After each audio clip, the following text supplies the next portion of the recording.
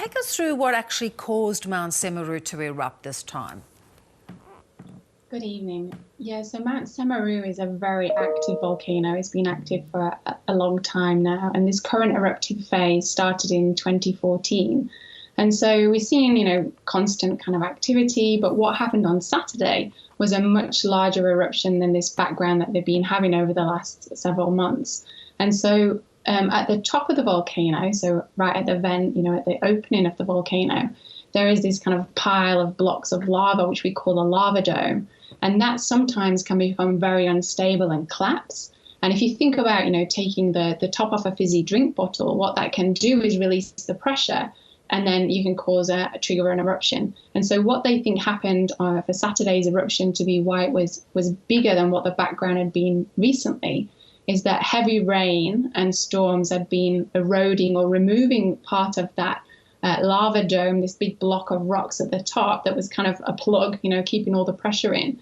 And then that's collapsed, and then that's released the pressure and caused this larger scale eruption. That is interesting. So it's something unusual, but was it something that could have been predicted? It's really hard to predict. So these collapses of lava domes anyway are very difficult to predict. And so when you bring external, things that aren't driven by processes going underneath the volcano, it becomes even more challenging to predict when and how that unstable dome will collapse. Interesting. Now, rain, of course, had another unwelcome flow-on effect, did it not?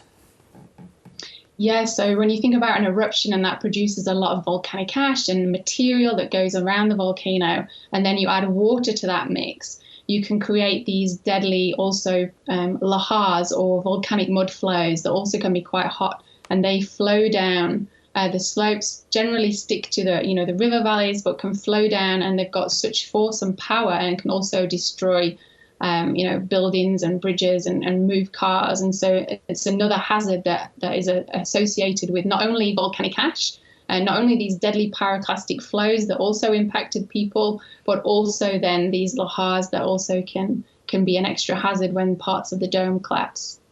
Yeah, and we're looking at some of the damage there in some of the vision we've got where buildings were just kind of destroyed.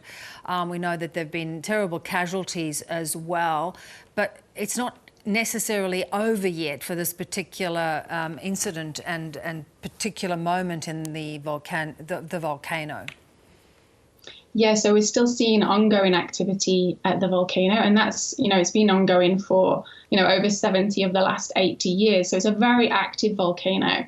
But what we're seeing, over the last few months was, plumes of this ash going only, a few hundred meters above the crater, not 15 kilometers above the crater, which happened on Saturday.